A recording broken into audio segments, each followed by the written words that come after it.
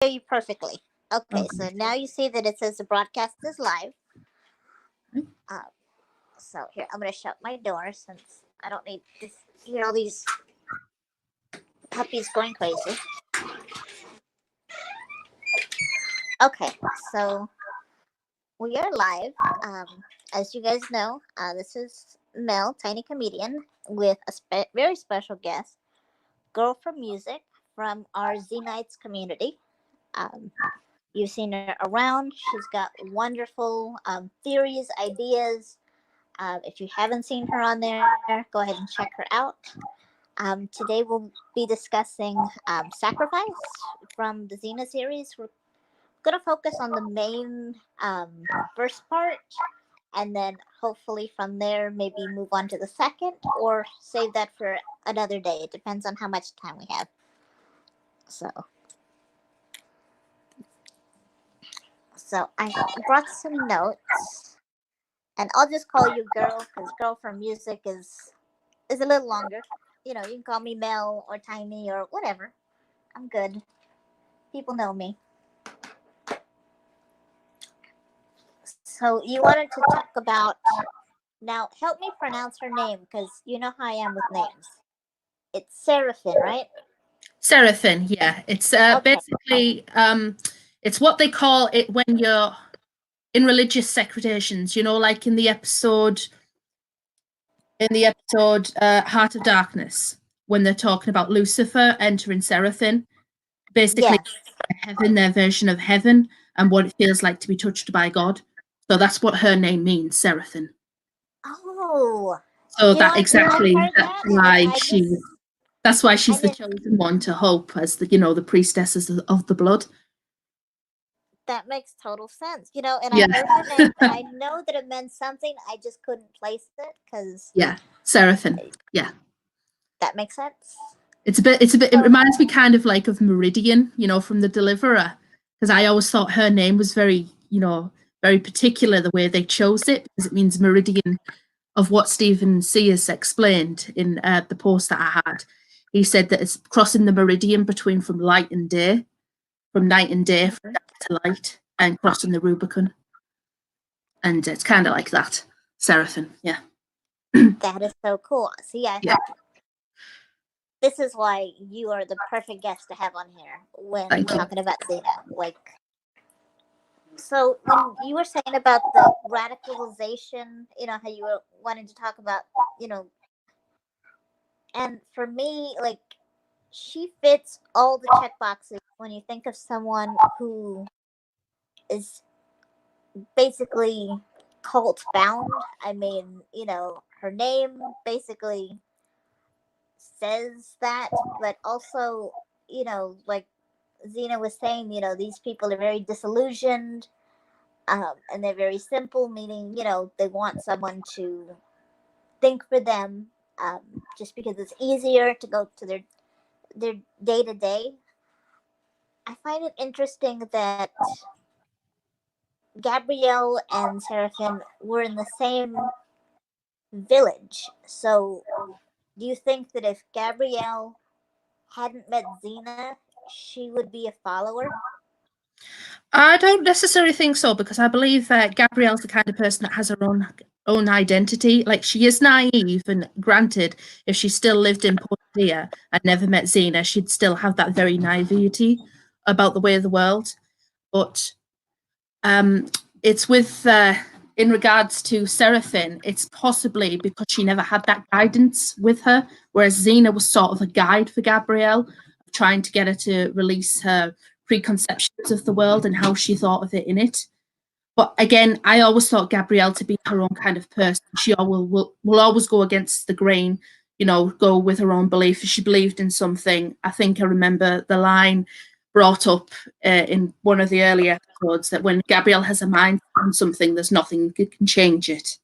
And that's basically the nature of Gabrielle. So in a way, I do think she'd be much more naive, but she would not be a cultist. She would not fall for that level of radicalization, that level of mind control, just because it's not her nature. It's not who she is. And that's how she originally said that Seraphim wasn't that way too. How she would say that the parents would tell them not to go to the river, and they would say of course, and then do it anyway. So Seraphim had a mind of her own Right, they were both rebels already. in Yes, their village, basically, but the rebels to the village, rebels to the system. I think more so because genuine, they're both naive, clearly, but I think there's a point where your naivety can go against you, and that will be when there's very manipulative people come into your life that can radicalize you, can mind control you, can really take away your sense of self, basically. And I think that's what happened to Seraphim. Again, she did not have that guide that Gabrielle did. So, in regards to that, she just fell for completely the wrong kind of beliefs, kind of way of living. So, yeah, it makes sense, as in that what they were in the village, they were rebels, but there's some people, lifestyles change according to, who's in your life and what your environment is and that kind of thing. So it comes up to radicalization, which is a very important message, a very big theme. It's very relevant to today in terms of war and social circles. It's very easy to become controlled and to believe in conceptions that aren't necessarily true but are forced into you. So yeah, they're quite different as yeah, characters, I would say. and we see this, and like I we see it in culture today. Just with the political climate that's going on, Oh yeah. or just what we allow in society versus what we don't. Yeah. Is it Um, conservative? Is it liberal? Is it Republican? Is it Democrat? Yeah, I know exactly. It's the bipartisan way of the world. But right, and the thing is that those who did not go along with the cult were sacrificed. So you're pretty right, much damned if yes. you do and damned if you don't. And So they made Seraphim believe that was a good thing, that it was helping the world, that it was creating the way of peace, as in what Gabrielle would believe herself coming in the following seasons, or season 4, and Eli and all that. But yeah, they made her believe that way. So again, it's down to Seraphim's naivety and what she was able to pick up because of the environment that she was in, the people that she was knocking about with. That's what brought her into the radicalization of the cultists, of the cult of hope, or Dayhak.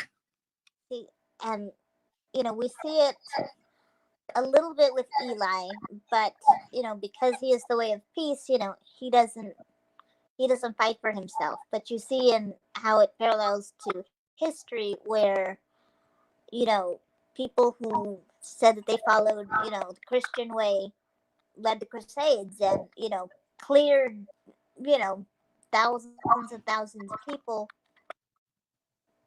in their mind, thinking this is the way of peace by cleansing the sinners from the earth. So I mean, we've seen this in history time again with almost every religion. Oh yeah, Um, it's just kind of the way religions go, isn't it? Really, Pretty although much. some of them, And they're not as hard as the cult of hope, but yeah, I see what you mean. I'm not sure if that's your mic or mine. Hold on, let me. I think it's yours. She seems to be gone. Oh, she's back Nope, again. I'm here.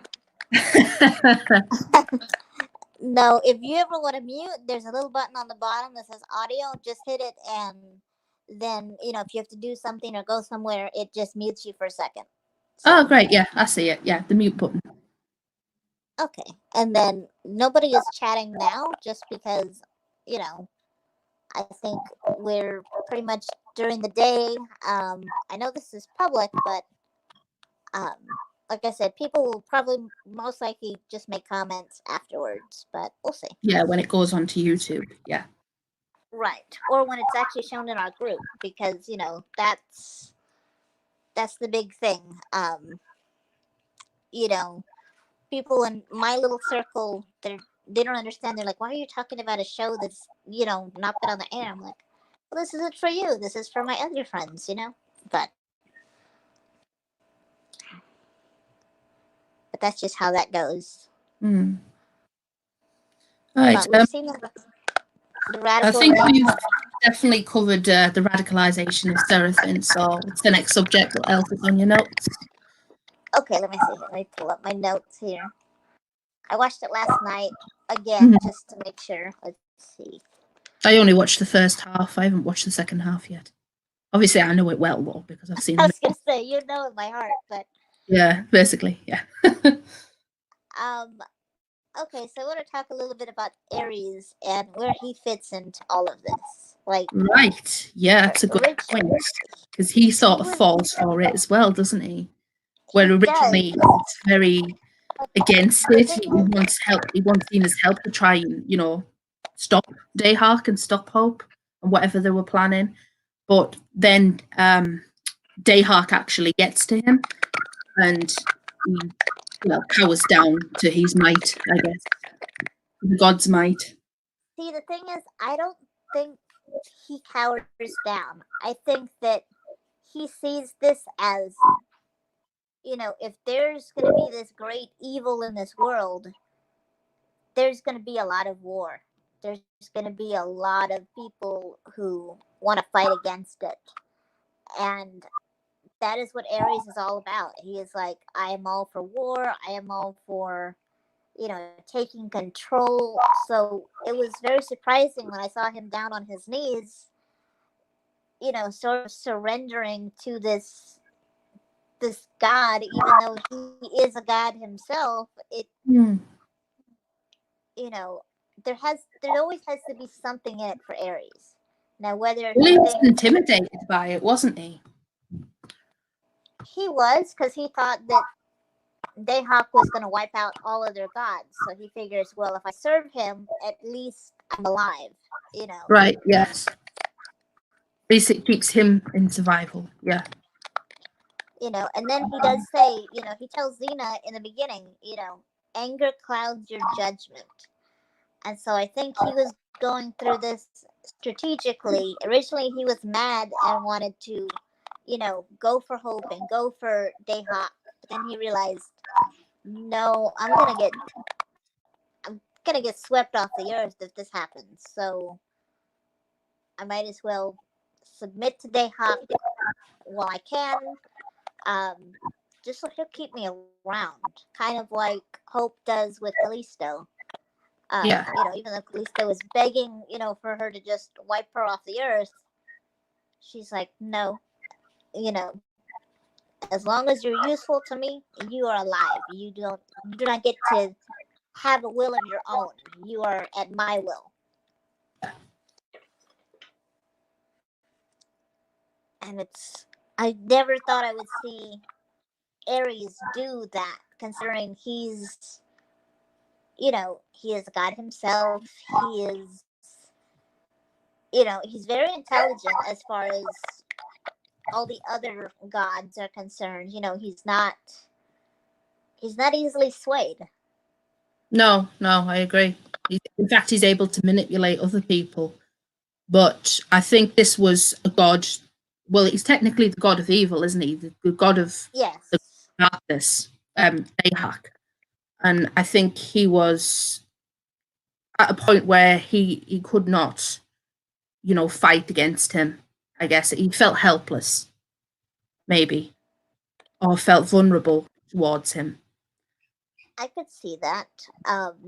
Or maybe he saw him as a partner and that they could probably do, war together. He says he's a partner, when he was at the end, he was saying, oh, consider it a partnership, you know, but in front of Dayhawk, when he's at the altar and he says that, Dayhawk kind of rises up, in the flames, and then he's like, oh, no, I'm here to serve. So it's kind of like, in private between, the two gods, Aries is like, yes, I'm here to serve. but in public, he has to keep his reputation. So he says, "Oh, it's a partnership. Me and him are working together." And I think that's why he makes that alliance with Hope. Well, it's more than alliance. He conquers Hope. You know, in a way, um, just so that he has a place, so he is useful to Dayhawk. Yeah, to somewhere he can belong and not feel useless.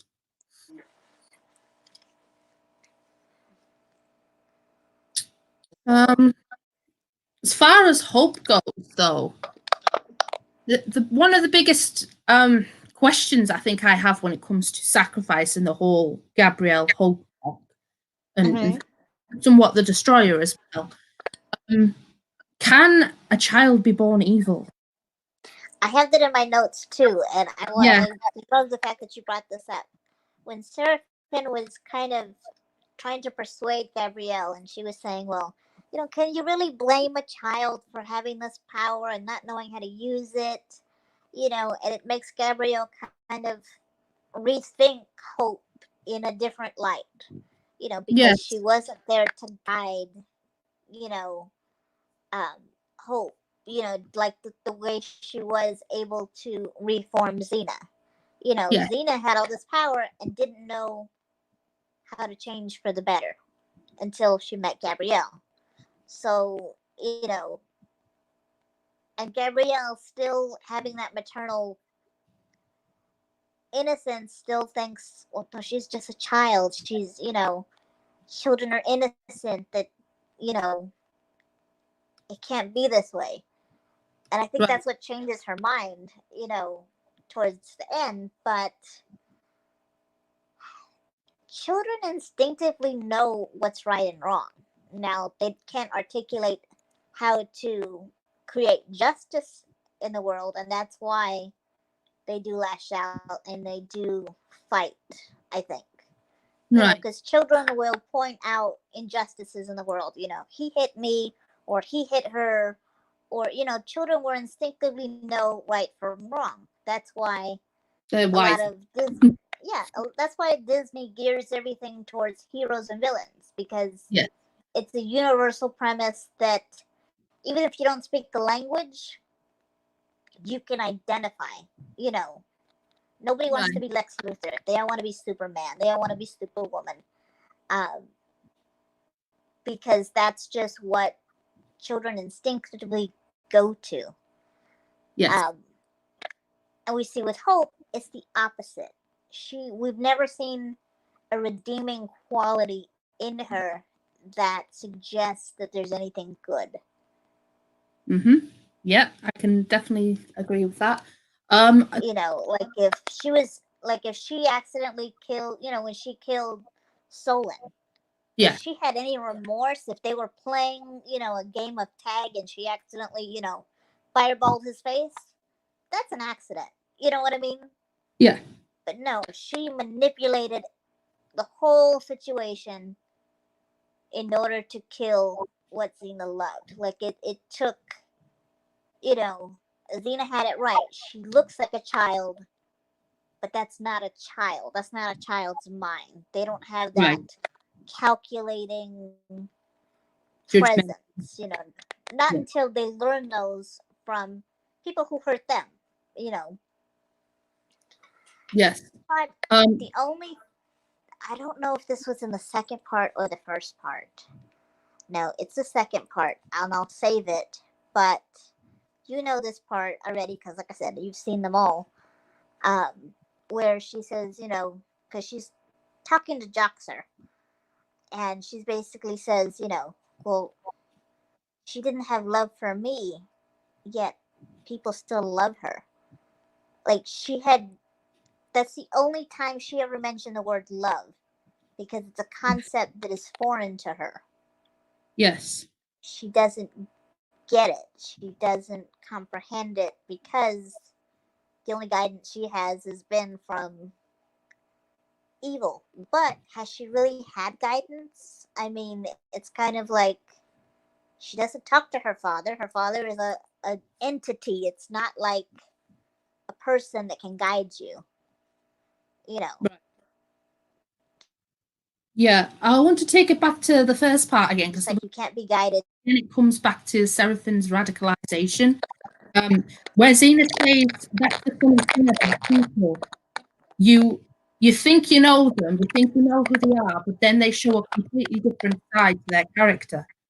And I think Mm-hmm. it ties back in with Hope again, because while Hope never had any redeeming qualities, the faith she showed to Gabrielle and somewhat to, other people around the environment of Gabrielle, around Xena, is that of somebody who can manipulate people and show deception and show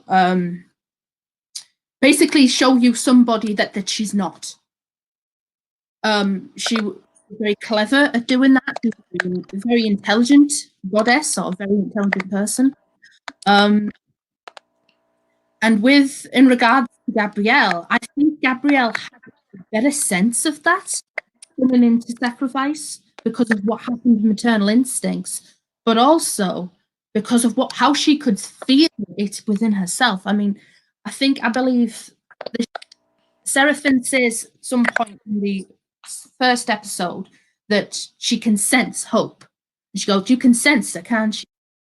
And Gabrielle, basically, she doesn't answer, but you can tell that she can. So I think she has a level of communication with Hope that is not like Hope and her father and Dayhawk. Do you know what I'm saying? Definitely. Yeah. I do get it, but it's not guidance though. It's not like a conscience. You know, when children are young, they have to learn right from wrong, and they hear that little conscience. Yeah. And you know, is Gabrielle a part of Hope's consciousness or conscience? Does she have a conscience? Well, that comes If down to she whether is, Hope is actually her child, because they always say mothers and children already have a connection between them, like a spiritual connection. They're able to sense each other. It all depends on whether it was Gabrielle's child, or was Gabrielle just her vessel? Her way into the world, as Eric put it, a window into the world. If she was not her child, Hope was able to perceive that way, to Gabrielle, then maybe not. Then maybe she could not be turned good. I think she did have a connection, a maternal connection with Gabrielle, because if she was pretty much just a miniature, descendant of Dayhawk, she would never question love at all. Like, she would not even like have that conversation with Joxer. She would have never thought of someone loving her, or she wouldn't have those questions about love that Gabrielle had to learn for herself. What love was, what love could be. You know, it's a very um, childlike way of looking at love. But if you look at it, she's trying to figure out, well, how can she get love when she didn't have love for me? Almost like love is an object, like how can she have the ball, but she never gave the ball to me, Right. and I deserve the ball. Yeah. She thinks of it as a concrete Physical thing rather than something that grows exponentially, because she has never experienced that love that she can remember. Because obviously she was a baby when Gabrielle just threw it down the river. Right. So she's not exactly aware of it then. And yeah, you've made a good point there, because actually the theme of love in this show is actually Xena and Gabrielle. Like, they are the representation of the theme love in this show. And it tells you, or basically teaches you, that love is not just a feeling. It's not a thing. It's not a physical thing. It's not a feeling. or not just a feeling, it's the general core of the human being, right? It's the general core of the spirit. So Definitely. yeah, that's what their relationship teaches me. So you made a good point there, how Hope never couldn't be aware of that, of the fact that, you know, she Right. saw physical things, but she's never experienced it through people that she could love or that could love her. So yes, But yeah, what? But she can mimic it, yes, which yeah, like I makes her said, she very can make it seem dangerous. that way as she can. Just like when she did have, Aries' very strange child that, The was a destroyer. spike and a half, pretty much.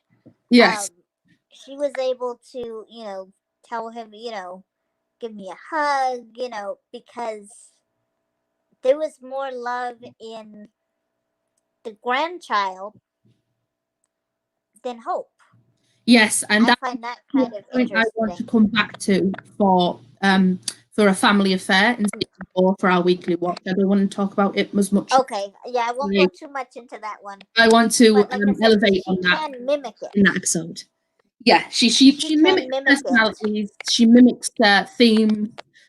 She can mimic people. She can play the manipulation, deception very well. Yes. Um, And this is why Xena was able to catch on real quick oh yeah, just by looking into her eyes, because you can't mimic intent. You can mimic a lot of things, but you can't mimic intent. And as soon as, I mean, it took Xena what, less than a minute to realize she wasn't talking to Gabrielle. yes, yes, and that's I mean, it takes a little bit longer in a family affair actually.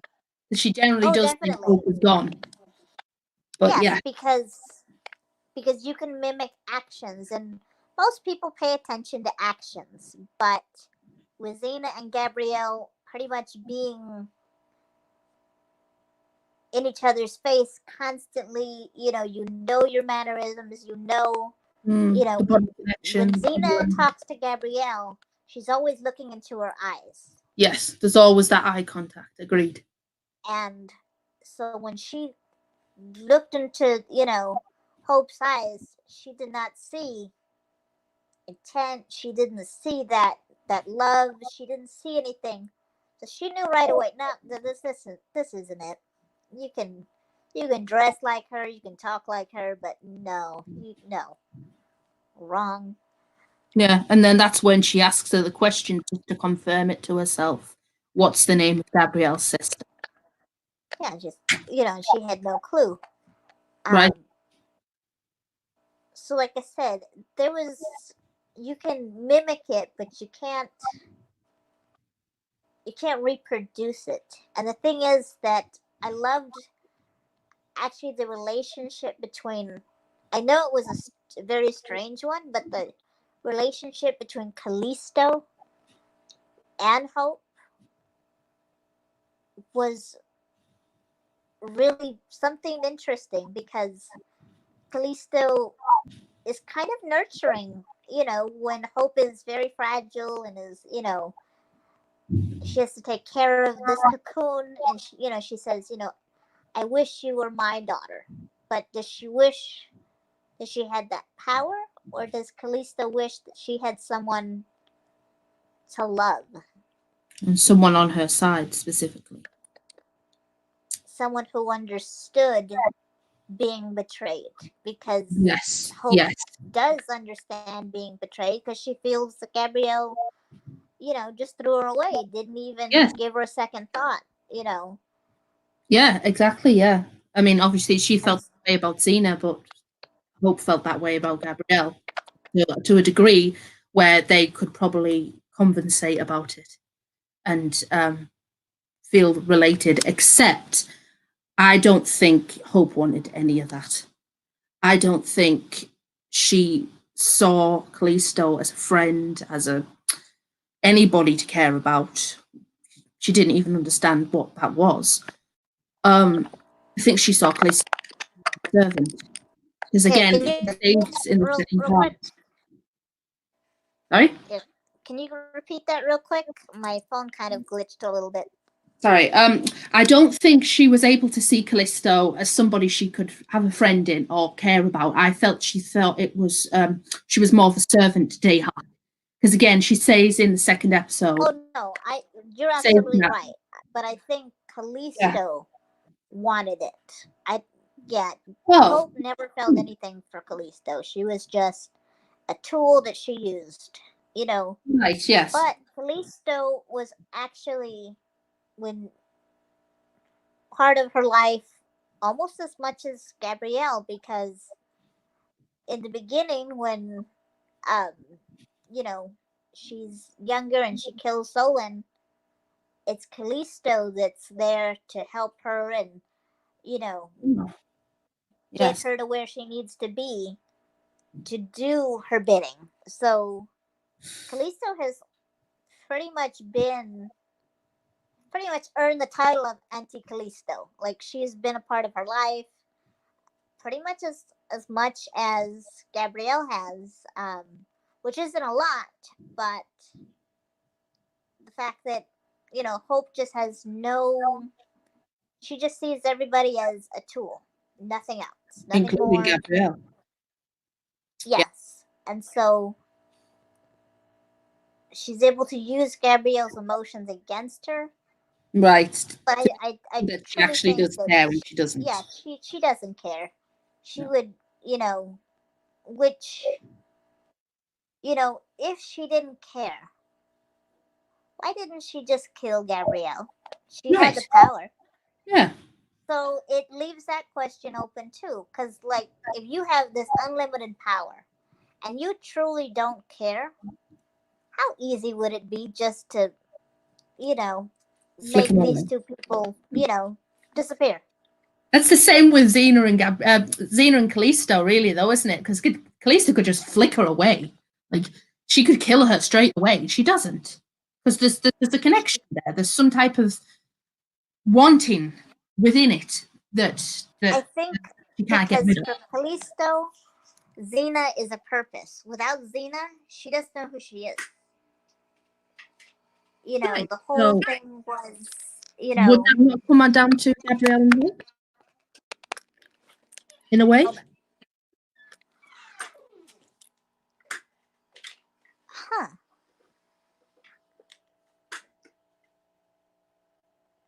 I don't know because Hope sees herself more as the daughter of Dayhawk than the daughter of Gabrielle. I know, but what is Hope there for? You know what I'm saying? She has not had any other way of thinking, way of life, other than what came from that, from being of Gabrielle's daughter, being a part of a plan that she doesn't quite understand or doesn't well, she might understand it, but she doesn't realise that like there's other feelings to it there. In a sense, it's like Hope was a tool as well in Dayhawk's plan. She was because she was the embodiment. Because while Dayhawk can control people and make them follow, Yeah. she was the one. Everyone needs that embodiment. That like That's fair. for the side of good. It was Eli. Without Eli, its potential or its hope unrealized. Yeah. It's So it's like a and fate so hope. aspect, isn't it? That's the kind Yes. you're talking about. Putting a So face. they needed to, That, yeah, to that's follow Dayhawk is to interpretation. follow something you cannot see. But Right. Hope was able to be seen and touched and a force to be reckoned with. So there goes your disillusionment because there's the prophecy. Hope is there. Hope is gonna save us all. When in actuality, she's gonna torch the Absolutely land and destroy everything. start again. Yeah. Yeah, but she is a tool. Yeah. And do you think that to some degree she knows this, and this is why she doesn't cut off ties with Gabrielle, because she says, well, pretty much, I know why my father wants me, but what does my mother get out of it? You know what I mean? Like, she's the one that Yes, she betrayed me and got rid of me, but she never used me. She never took Hmm. something, like that. She never used me. Right. But in the same respect, she's like, because she couldn't use me, is this why she just cast me out? Because I was of no use to her? So I think that's where that betrayal comes from, and where she really doesn't understand how love works because everybody in her life has used her. So she sees it more as a value. She sees herself as a value rather than a use, rather than a cared for person. Yes. Yes. Yes. So like a tool herself, she must see herself that way. Yes, I see where you're coming from there. Um, yeah, I would say that is true. That maybe that was the tie that she had to Gabrielle, that she probably thought that, she could not just kill her. Even if she could, see her around in that. Maybe if they were her guide, that she could have turned to good. But Which brings us back to that one. You're right, it brings to because the question, doesn't if it? she was just, yeah, if she was just looking for a purpose, if she was just looking for that acceptance, Gabrielle could have not used her, but used that motivation. If you want mom's love, if you want that type of, you know, if you want me to accept you as my daughter, then you can't go kill my best friend. You know what I mean? Like, Yeah. there are rules, and, maybe it would have been different had she not been so afraid of Hope's power and understanding that she just cannot be on this earth. Um, but again, if Hope is able to kill without any sort of remorse,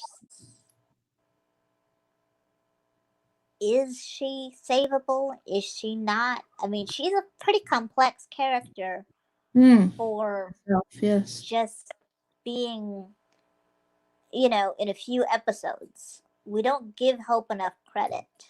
No, that's Um, because of the way Renee played her, though. Really, I mean, go on. I'll give Amy a good run for her money. She did well, but I think when Renee got to play adult Hope, that's when you really saw um, a personality in Hope. I think so because she had to rationalize the character as a fool. Otherwise, you're just playing a copy. I mean, it's kind of like um, when Lucy played, what is it, the Prince Diana. Mm. She did the mannerisms, but Diana is a flat character. Yeah. You don't know anything about Diana. You don't care about Diana. But when she played Meg, suddenly we care about Meg. So it's not about the actions, it's about this character, this fully realized character that now you have to play. I Yeah. don't think What's their Renee would, backstory? That kind of thing. Yeah. yeah, I don't think Renee would just do a doppelganger Hope just No. to play it. Like it would be flat. And the audience would know. They're like, oh, they ran out of ideas. They'd feel You that know, the way Amy Morrison played Hope in Maternal Instincts. That the actress Amy Morrison played Hope. Um, hmm young Hope, she she was basically just that person who just was just a value, just a tool. There was no personality to her really. You could tell she didn't really have any love for and Gabrielle. and that's Have and any that's why they could care. have used a child actor for a TV Yeah, she show was just a because manipulation tool. Yes. yes, because she was it was very, you could see it, but she didn't have to wrestle with those feelings of love No. and, like Renee did as, this adult Hope. Yes, when she Um, went to face Gabrielle alone, now I think she asked if they her. did use Little Hope, um, and she did question love, or maybe if she had a conversation with Solon about love, or something, Yeah. it would have redeemed Hope, you know, over this course of her life. But since she never had a conversation about what love is, what love could be, what love looks like. She sees it as a concrete thing that she is not supposed to have because she's Dayhawk's daughter. Period. That's it. She Yeah. just and so she's gonna just use people. So in a sense, she was never a child. Yeah. Yeah. You know. Yeah, I'd agree with that. I'm always thinking it from when she went to see Gabrielle on her own. She asks her the question, "I'm giving you one last chance. Come and join me. You're my mother. I want to, if my father agrees with me, then we won't kill you. But Xena has to go, basically." Yeah. Um. Yeah, you've got a good point there. So that was Are you well. there? Yeah, that was well covered. I don't know if there's anything you want to say more about that. We've got up to 40 minutes now, so it's up to you. Is there any Hold other on. note? Okay. Can you hear me? Yes? Yeah. Okay. It cut off because anytime I get a phone call, even if I don't answer it, it cuts off my microphone. Right. So, okay. So what were you saying? I'm just saying that we've probably covered everything with that because we've got to 40 minutes now, and I don't think there's really anything else we can say that we're not repeating ourselves on. So, is there any other Right. note? Let me see Any other here. subjects you want to get into about sacrifice? Let's see. We have So, and Xena was one of them for me. I might save that next time. which one? About what who won between Xena and Callisto. But if there's any other notes that you've got, we'll go through those. Um, Pretty much. Okay. Well, Seraphim, she was trying to say that Hope could be a champion for mortals, Hmm. and then she was saying how, basically, how the prophecy was saying how, um, Gabrielle was the bringer of the destroyer. And I took that to mean two different things because, okay, we know that the destroyer is Dayhawk, but could that also be a double meaning for Xena? Because remember, Xena was declared the destroyer of nations, Ah, and Gabrielle brought Xena to Hope. So it was like, that's quite a parallel. could that? Yeah. Yeah, I was like, Because they and saw her as the destroyer, but also Hope's child was the destroyer as well. But basically, because it was Dayhawk's plan yes. for taking over. So they were both almost like this parallel. I don't want to say identity, but Xena had a lot in common with Hope. Now, because of the whole Solon getting killed issue, they're never going to see eye to eye. Period. But No, I but think could they had have? that not actually happened, I Yeah. think Xena might have some compassion for Hope, just like she had compassion for Eve and Tara when they're saying, oh, I did all these terrible things and I killed people and I crucified people and I did all these things, and all of a sudden, Xena was like, oh, I've been there, done that, got the T-shirt, like, but you can, like she was telling Tara in the other episode, you know which one I'm talking about. Yeah. You can reinvent yourself every day. And I think if Xena would have kept Hope as a baby, like they raised Hope, I think she would have maybe not been all good, but she would have understood good and evil. So she could have been like No, the ditch a to me. regular, yeah, she could have been like a regular Greek god that understood good and evil. Like Ares, he understands good and he understands evil. Yes. He wouldn't be. What he chooses to do is his own, thing. Yeah. Um. So I There's a parallel there. The thing is what you said was about how if she never killed Solon, they would never see eye to eye. But she was against Hope in Gabrielle's Hope. Like in the episode Gabrielle's Hope, when Hope was born, or released. well, Hatched. because she knew how she Um, came into the world. what? Well, she saw how she came into the world and what Hope took from Gabrielle. But Yeah. you're right. She She also was killed. she was on edge. She wanted to kill her She pretty killed much that from soldier, birth. didn't she? Hope killed the soldier with his own medallion chain. Yeah, that was pretty. That was pretty intense. Mm. But I think because Xena has been around what she would describe as evil, and because she has experienced good, she can recognize it much quicker than Gabrielle can.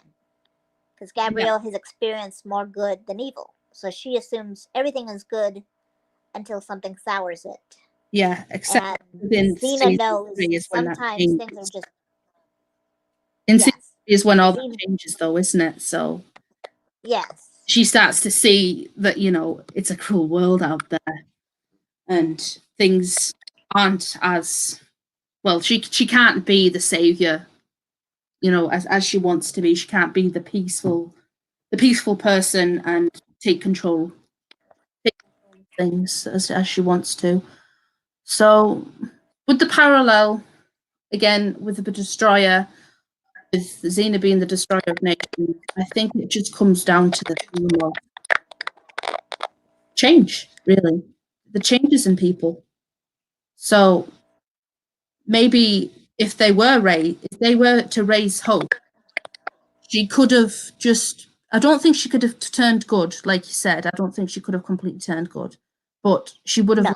understood, like you said, she would have understood the duality, the dichotomy between good and evil. Yeah. So, like I said, I think she could have been a god in her own right. Yeah. Like But she wouldn't be, she wouldn't be out of control like Callisto. She would understand she has power, and what she does with this power has consequences. because basically Callisto was just chaos, wasn't she? She was just the god of chaos.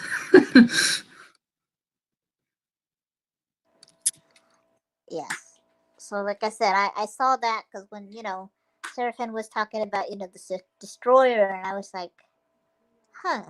Because destroyer of nations, and again,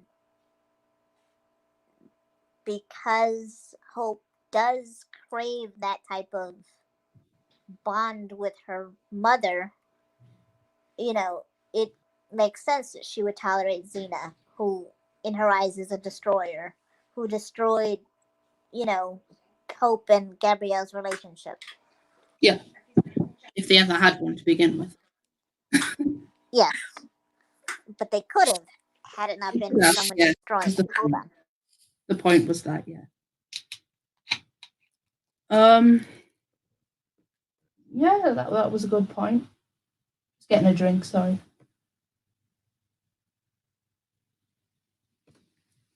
The only other point I would want to bring up is the Xena and Callisto and what happened with them in Sacrifice.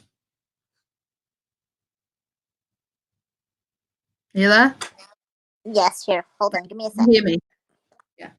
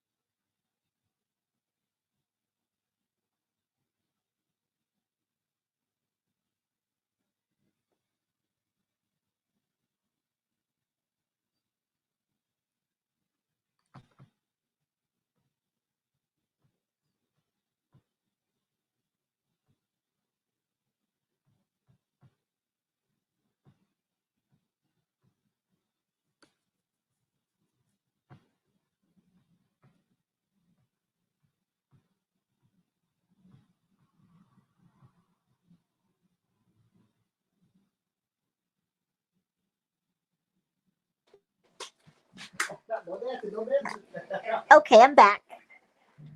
Okay. Are you there? Yeah. Okay, no.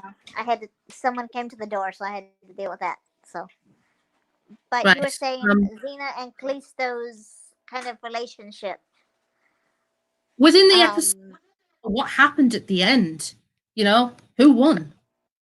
Was it that Callisto did want to die and she was manipulating Xena to kill her by getting her auntie over Gabrielle?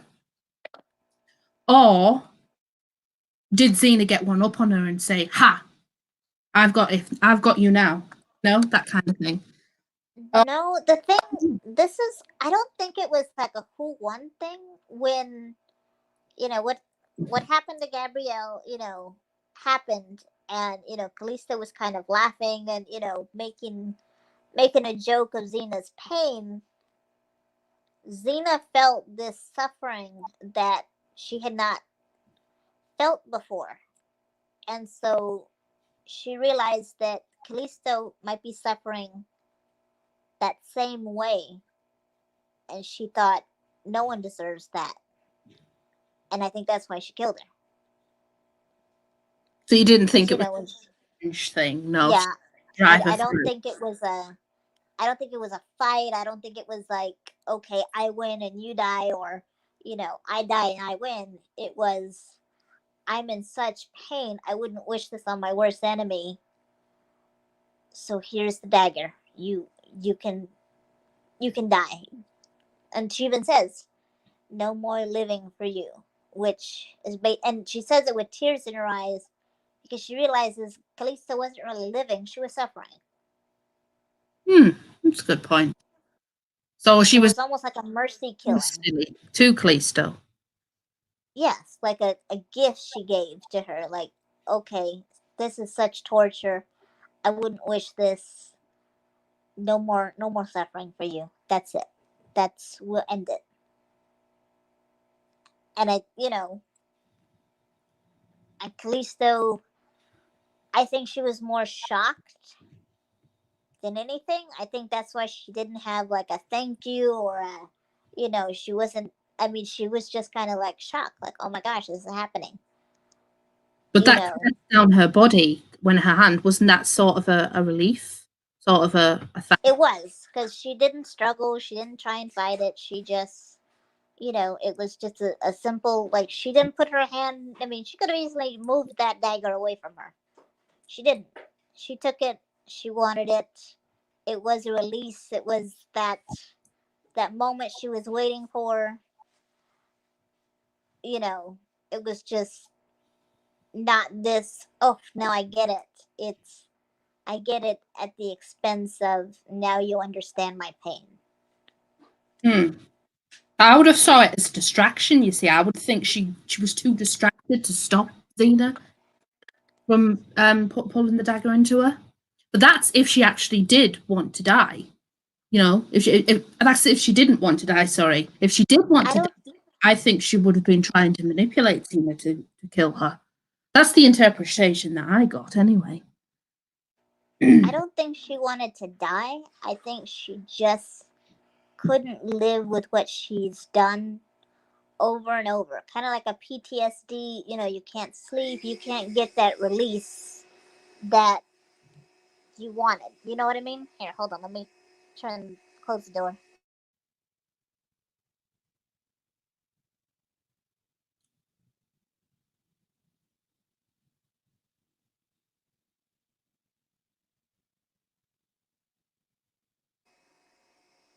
Okay, they're working on my insulation, so.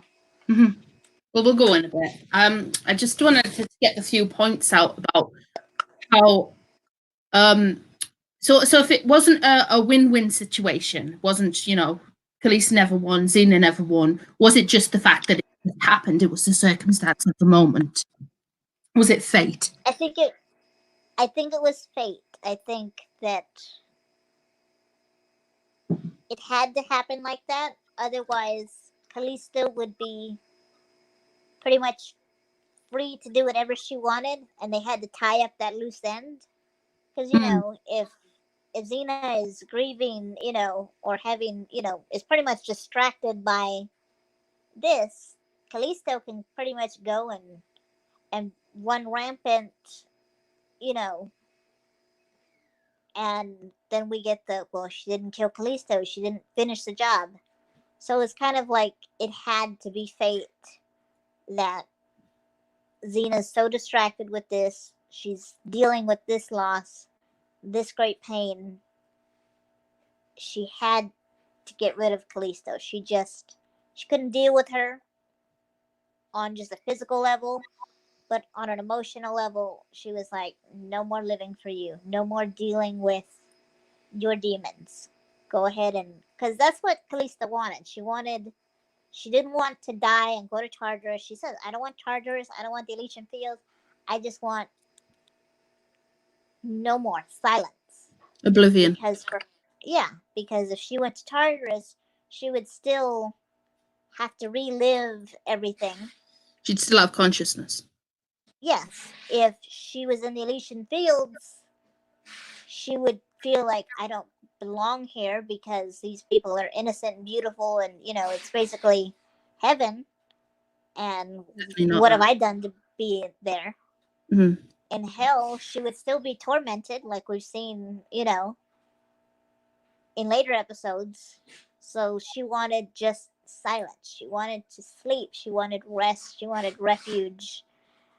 She wanted that respite. And so for her, that dagger was the only way she was going to get. Yes. And in a way, Xena gave her it. Yeah, because like I said, she felt that pain, that horrible loss that she knows Callisto has had to deal with. And even in that episode, she says, I like the idea of you being tortured. By your own mind. You know what I mean? I don't have to do it for you. But in that moment, she was like, no, there's enough pain here that if I can relieve somebody else of that pain, I'm going to. So. Plus, in the other episodes, we don't have to deal with Callisto until she comes back, Yeah. But it ties that loose end, for the season, pretty much. So. Yeah. Don't really have anything more to say on that. No, this was a great. What's interesting is this has been going on for an hour, and that's pretty much how long the episode lasts. Yeah, so I know. We're pretty much. That's pretty perfect, I have to say. Yeah, let's just turn it off at the 60-minute mark, yeah? Okay, I will definitely do that. And then I will watch the other one and maybe take some notes, and we'll check out the other ones. And I will go ahead and share this link with the people in our Z-Nights group so that they can check it out and comment, and yeah, and it'll be really cool. So I'll definitely share it with Z-Nights United. It'll be on the link for the weekly watch if you want to come and check it out. Come and invite yourself over there and be with us. All right. Thanks so much for popping in. I appreciate it. No problem. Okay, let's see. End podcast.